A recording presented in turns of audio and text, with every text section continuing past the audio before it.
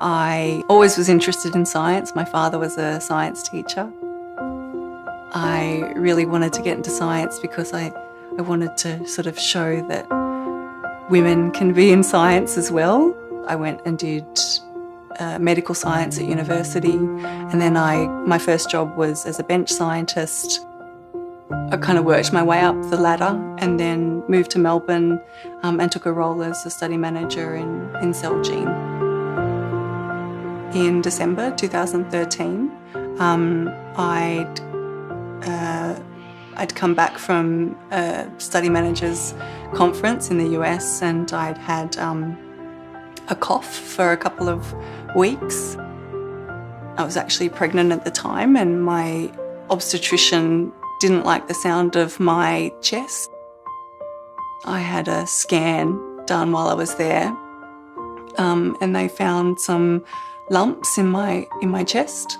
By the end of the week, they'd established that it was a very, very rare type of lung cancer. It was stage 3B when I left the hospital, and to me that was shocking.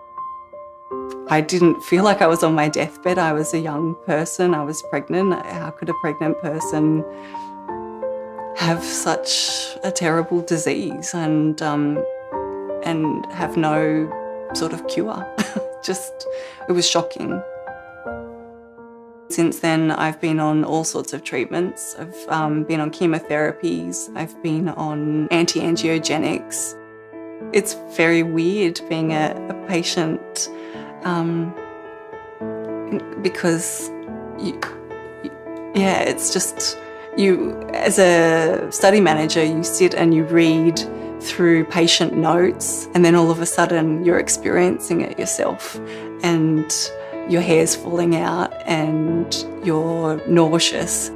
So becoming a patient has really switched my focus.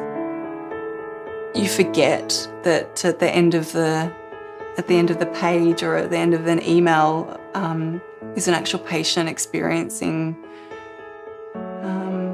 adverse events, experiencing these side effects that aren't pleasant, and they're not just words on a page, they're actual, it's physical, it's someone's emotions, someone's life, in their hands.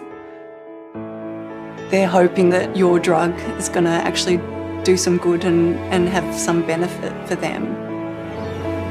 People have been really encouraging about my journey, because it is, on paper my story sounds horrific.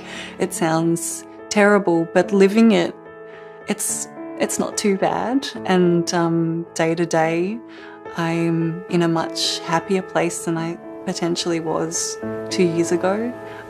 I feel much more comfortable in my body, comfortable with myself.